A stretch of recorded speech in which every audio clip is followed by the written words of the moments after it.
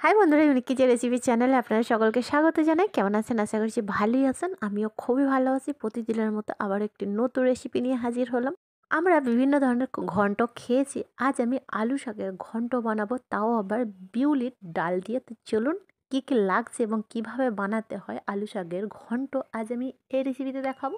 তো গ্যাসের মধ্যে একটি ননস্টিকের কড়াই নিয়েছি। কড়াইয়ের মধ্যে 3 টেবিল চামচ রিফাইন তেলের মধ্যে অ্যাড করলাম 10 থেকে 12টি দেখুন আমি ডালের বড়িটার যখনই কালার চেঞ্জ হবে এর মধ্যে আমি কিছুটা কুচো চিংড়ি অ্যাড করলাম। এই চিংড়ি মাছ অ্যাড করলে কিন্তু তরকারিটা সুস্বাদু আরও ডাবল বেড়ে যায়। এখানে আমি একটা মাঝারি সাইজের আলু স্লাইসভাবে কেটেছি, 2 থেকে 3টা কাঁচা আস্ত মরিচ, একটা মাঝারি সাইজের পেঁয়াজ এবং কালারের জন্য 1/2 টেবিল চামচ হলুদের গুঁড়ো অ্যাড করে ভালো করে সমস্ত ইনগ্রিডিয়েন্টস ভালো করে মিক্স করে এখানে আমি 1 গ্লাস পরিমাণ পানি অ্যাড করব। পানি অ্যাড করার পর ভালো করে আবার একবার স্টার করে নিয়ে এর মধ্যে যেটা করতে হবে, আমি এখানে 50 গ্রাম মতো বিউলির ডাল নিয়েছি, ধুয়ে পরিষ্কার করে রেখে দিয়েছিলাম। তো এখানের মধ্যে অ্যাড করে দিলাম। আবারও ভালো করে একটু সমস্ত ইনগ্রিডিয়েন্টস ভালো করে মিশিয়ে ঢাকা বন্ধ করে আলুটা এবং ডালটা যতক্ষণ না 30% আমাদের কুক হচ্ছে আমাদের ওয়েট করতে হবে।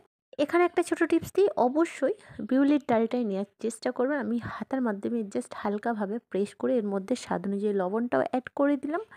এইবার যেটা করতে হয়, ভালো করে সমস্ত ইনগ্রিডিয়েন্টস একবার স্টার করে নিয়ে আমি এখানে বেশ কিছুটা আলু শাক নিয়েছি। আলু শাকটা ভালো করে ছোটো ছোটো করে কুচি করে ধুয়ে পানি ছড়িয়ে রেখে দিয়েছিলাম এবং আলু এবং ডালের সাথে অ্যাড করে জাস্ট কিছু করতে হবে না, ঢাকাটা বন্ধ করে 5 মিনিট ওয়েট করবেন। দেখবেন একেবারে আলু শাকটা নিচের দিকে একদম আলুর সাথে মানে মেল্ট হয়ে গেছে।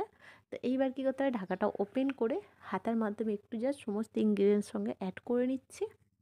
এই আলু শাকের ঘন্ট কিন্তু খুব ইজি এবং ঝটপট বানিয়ে ফেলতে পারেন, আর খেতে কিন্তু অনেক মজাদার হয়।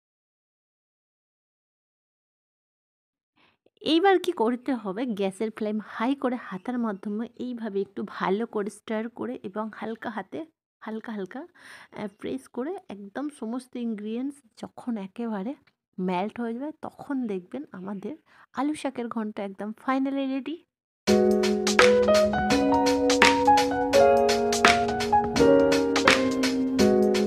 গ্যাসের ফ্লেম অফ করে একটা প্লেটের মধ্যে পরিবেশন করছি আলু শাকের ঘন্ট। আমাদের রেসিপিটি কেমন লাগলো অবশ্যই কমেন্ট বক্সে জানাতে ভুলবেন না। যারা যারা আমার চ্যানেলটি এখনও সাবস্ক্রাইব করেনি অবশ্যই সাবস্ক্রাইব করে দেবেন, পাশে থাকা বেল আইকনটি প্রেস করবেন।